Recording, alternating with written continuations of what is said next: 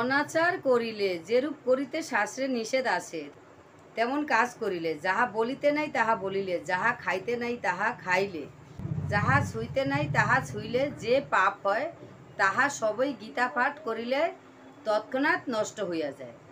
সেই ব্যক্তি জ্ঞানে বা অজ্ঞানে ইন্দ্রিয়ের দ্বারা প্রত্যেক দিন যে পাপ করেন, তাহাও সবই গীতা পাঠ করিলে নষ্ট হইয়া যায়। আপনার কি মনে হচ্ছে, নষ্ট হয় কি? যেহেতু শাস্ত্রে লিখা আছে, শাস্ত্র কখনো ভুল হতে পারে না, এটা বুঝতে হবে। সেটা হলো, যেমন মনে করুন আপনাকে বলা হয়েছে যে, মনে করুন আপনাকে না আমাকেই বলছি, মনে করুন আমি খুব চুরি করছি, আমি এতটাই চোর বা ডাকাত, আমি ডাকাতি করছি বা চুরি করছি।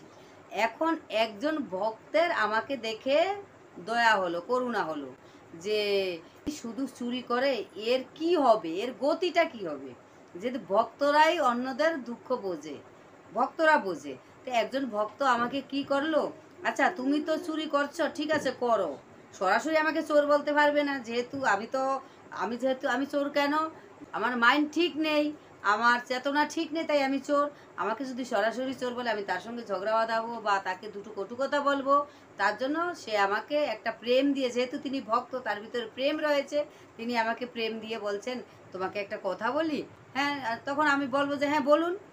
তখন তিনি বলবেন যে আচ্ছা তুমি তো যাই যেভাবেই সংসার চালাচ্ছ কষ্ট করে, হ্যাঁ, আজকে মানুষ চুরি করে কেন, তো কেউ স্বভাবে করে, কেউ অভাবে করে, এবার যাই হোক তুমি স্বভাবে করো আর অভাবে করো, তুমি শুধু একটু গীতা পাঠ করো, গীতা পাঠ করো, ঠিক আছে। আমি এবার বলবো যে আমি তো চুরি করি, আমি অপরাধী, আমি চোর, বা আমি মাছ মাংস খাচ্ছি, আমি অপরাধ করছি, আমি মিথ্যা কথা বলছি, তাহলে আমি কি করে গীতা পাঠ করি, অপরাধ হবে না তো?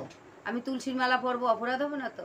তখন বৈষ্ণব কি বলবেন, তুলসীর মালার এতটাই শক্তি, তুমি যখন তুলসীর মালা পরবে তখনই বুঝতে পারবে। তুমি তুলসীর মালা পরো, তুমি মিথ্যা কথা যা বলছো বলো, চুরি করছো করো, এবং তুমি শুধু গীতা পাঠ করো এবং তুলসীর মালাটা পরো। এবার কি বলুন তো, দেখুন এখানে অনেকে বলে যে তুলসীর মালা পরে মিথ্যা কথা বলতে নেই, মাছ মাংস খেতে নাই, গীতা পাঠ করা যাবে না। তাহলে যিনি মিথ্যা কথা সারা জীবন বলেই যাচ্ছে বা মাছ মাংস খেয়েই যাচ্ছে, তিনি চট করে মাছ মাংস ছাড়া খুবই কঠিন, হ্যাঁ। তার জন্য কোনো ভক্ত যদি কৃপা করেন যে তুমি তুলসীর মালা পড়ো এবং গীতা পাঠ করা শুরু করে দাও, তবে তোমার পেয়ে যাবে, তুমি এর প্রমাণ পেয়ে যাবে তুমি কতটা ভালো থাকবে। এইবার তুমি যেরকম চুরি করার দরকার করছো করো, ঠিক আছে। এবার আমি চুরি করতেও যাবো, গীতা পাঠও করবো, চুরি করতে যাবো, গীতা পাঠ করবো। এইবার ভগবান শ্রীকৃষ্ণ বলছেন, যিনি আমার শরণাপন্ন হন, যিনি আমার নাম স্মরণ করেন, তাকে আমি অশেষ জ্ঞান দান করি, ভগবান শ্রীকৃষ্ণ বলেছেন। তো এইবার যখন আমি চুরি করে এসে গীতা পাঠ করছি, ভগবান এখানে তো দেখছে যে না, ও অবোধ শিশু, ও চুরি করছে, ও বোঝে না, এবার আমি ওকে অশেষ জ্ঞান দেব। তখন এবার গীতা পাঠ করলে অশেষ জ্ঞান হয়, যখন আমি গীতা পাঠ করবো আমার অবশ্যই জ্ঞান হবে, ঠিক আছে। আমার যখন জ্ঞান হবে তখন আর আমি চুরি করব না। এই জন্যই বলা হয়েছে, অনাচার করলে যা কিছু খাইতে নাই তা খেলে, যেদিকে যেতে নাই সেখানে গেলে, যা ছুঁইতে নাই তা ছুঁইলে, যা কিছু বলতে নাই তা বললে, গীতা পাঠ করলে তিনি ফটিকের মতো শুদ্ধ হয়।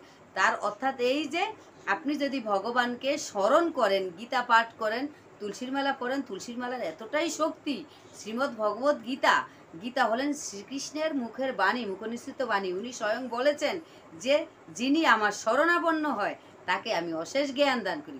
এইবার আপনি যদি চুরি করতে করতে ভগবানের শরণাপন্ন হন, তাহলে আপনার হৃদয়ে এতটাই জ্ঞান আসবে, আপনার চুরি করা বন্ধ হয়ে যাবে।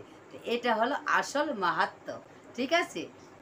আমি জানি না আমি কতটা বুঝাতে পেরেছি, যদি বুঝতে না পারেন আমাকে প্রশ্ন করেন, চেষ্টা করব উত্তর দেওয়ার, ঠিক আছে। হরে কৃষ্ণ।